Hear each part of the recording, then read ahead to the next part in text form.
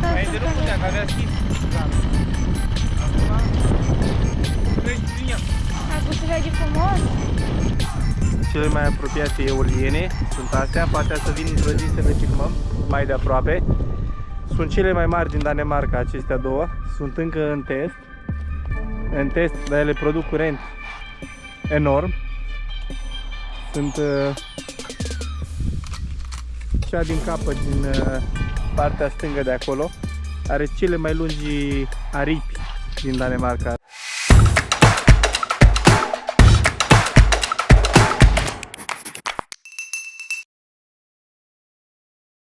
Salutare, dragilor, bine ați venit sau revenit pentru cei care ne urmăresc la partea a doua, în grădină, la curățat de gard. Ieri nu am mai apucat să facem finalul, pentru că a trebuit să plecăm de urgență la muncă. Și după cum vedeți, este foarte multă mizerie aici. Mai avem mult de lucru, dar sperăm să terminăm astăzi și cu gardul. Iar mâine poate ne ocupăm frumos de straturi, pentru că de luni va începe să plouă și nu mai putem intra în grădină. Sperăm să terminăm în timp totul. Haideți să pregătim,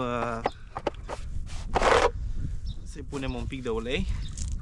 Pornesc.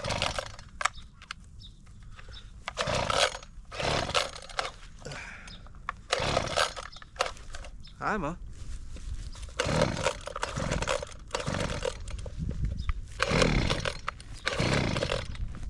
Hai, mă, trage-l înapoi.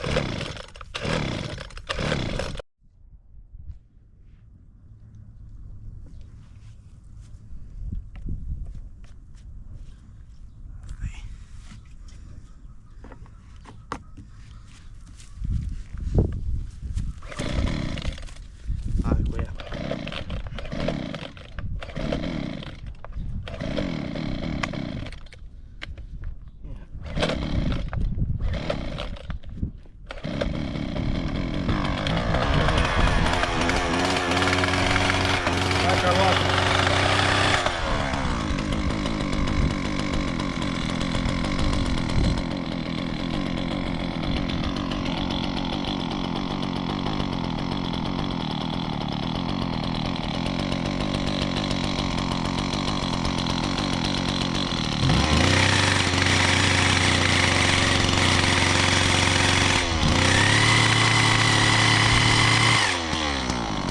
Perfect! Hai că a luat-o. Să ne apucăm.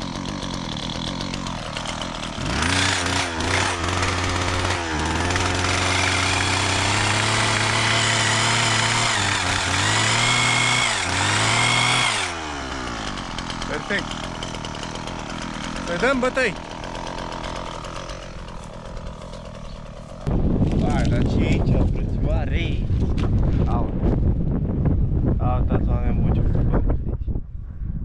Trebuie să mă ocup. N-am.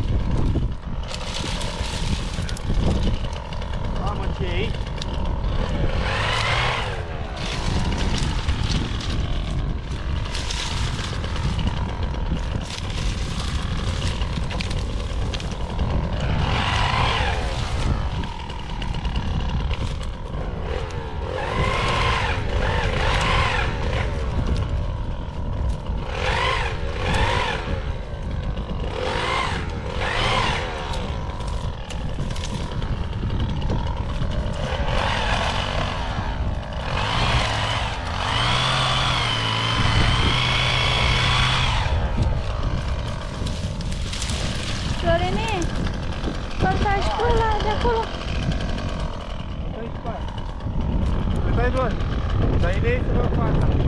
Ah.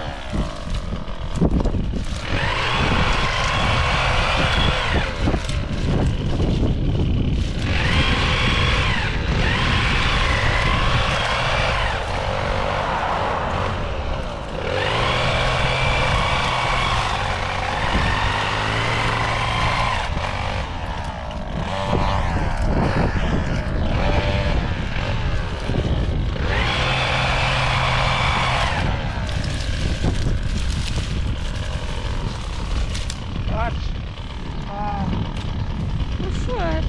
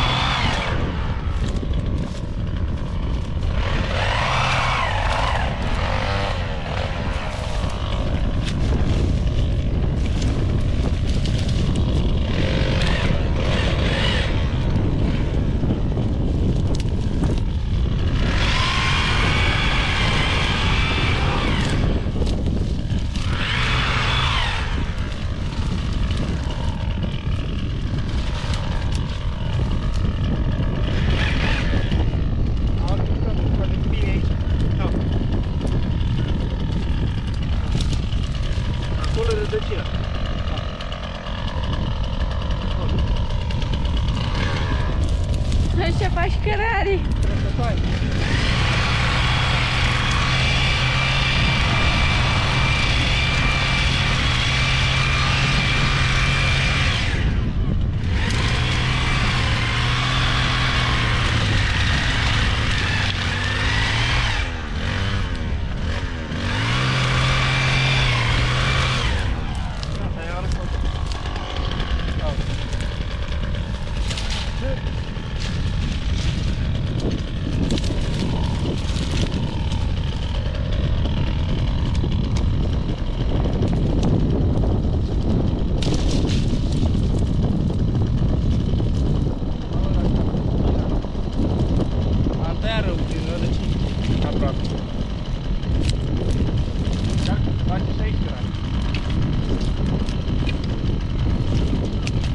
Care vrea să intri.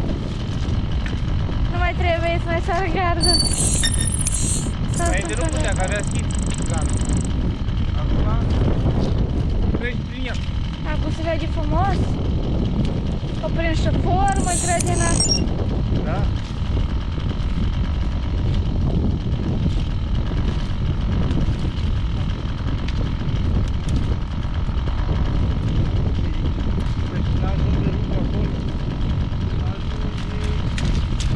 Hai să ajungi peste... Degeaba curățăm noi acolo dacă nu tăiem acolo. Ajungi până la căpșuni.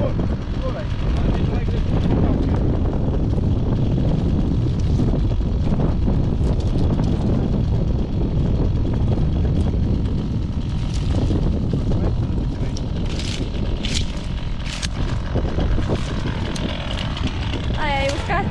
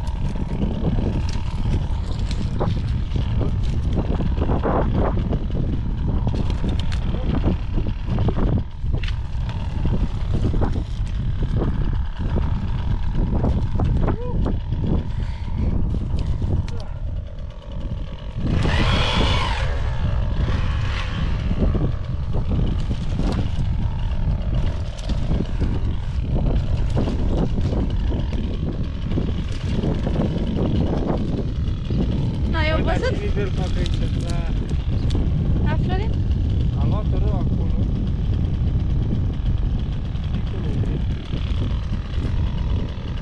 E pânzarea. Trebuia să mă duc jos. Hai mă, nu mai țin nimic.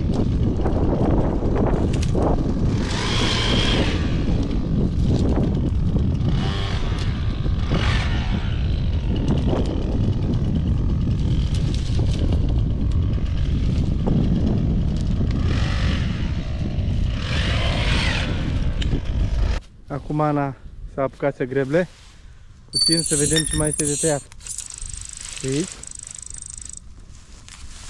Uitați ce fain arată. Cum arăta ieri, înainte să ne apucăm. Cât de liber. Uitați cât spini și câte crengi aici. Cum merge, Ana? Merge bine, a?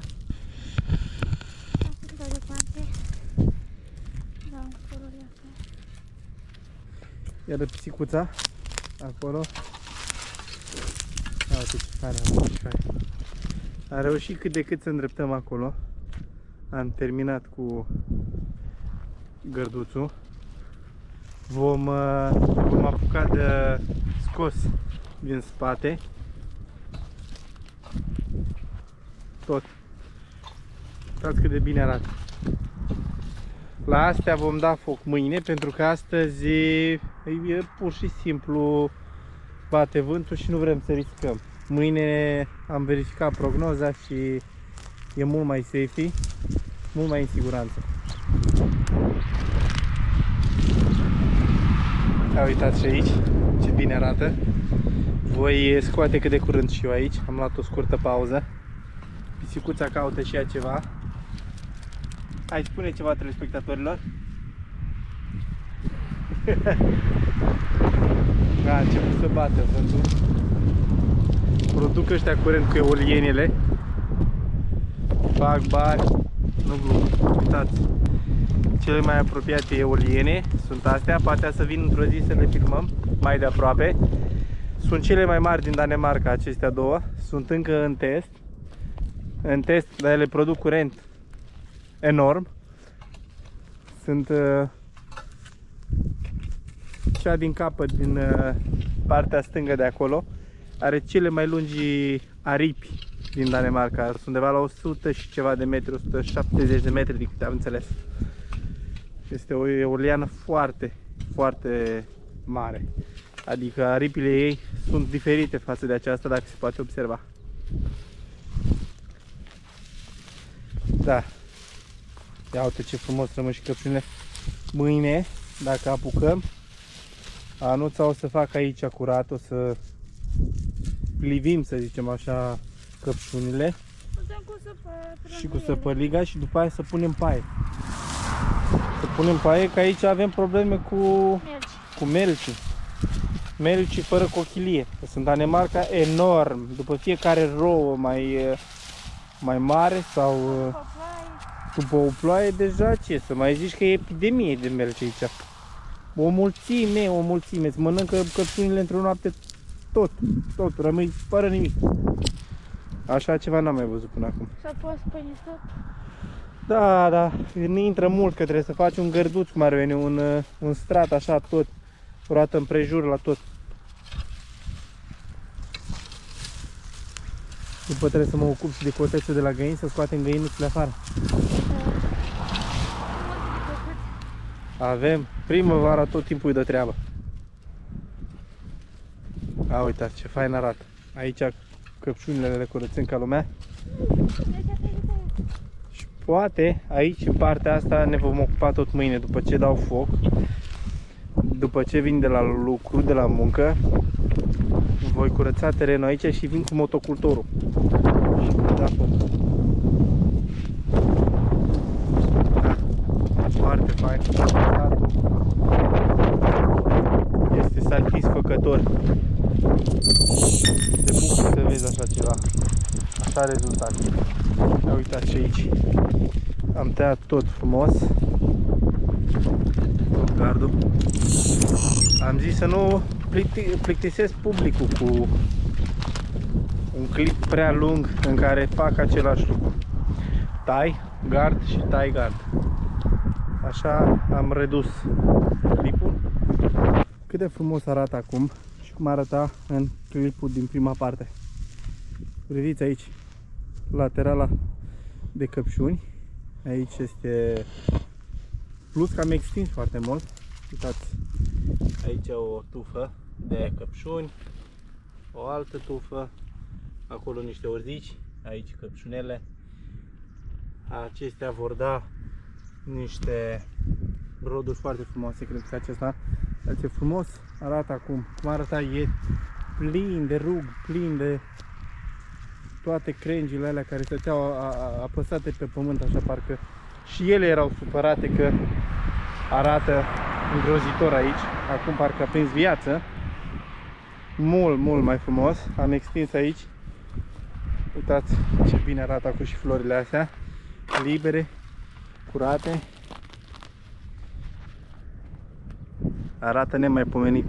Aici, în partea dreaptă, trebuie să dăm foc mâine. În mod practic ar trebui duse la un loc special, dar neavând timp probabil să car acest morman de crengi, îmi va lua foarte mult timp, dar le voi da foc pe rând mâine. Voi curăța locul și probabil voi băga motocultor pe cealaltă parte. Gardul aici impecabil, după cum se poate vedea. Mai bine de atât nici nu se putea, având în vedere că experiența mea în domeniu este nivelul 0. E primul an în care tai gardul viu cu această sculă. Da, eu rămâne să vă mulțumesc pentru urmărire. Ne vedem în viitor, mâine, un alt episod în care vom continua aici treaba. Eu vă mulțumesc încă o dată, nu uitați să vă abonați, nu uitați să apăsați butonul de like și părerile voastre știți foarte bine că sunt foarte importante pentru mine. Vă salut și ne vedem cu un nou episod, continuarea.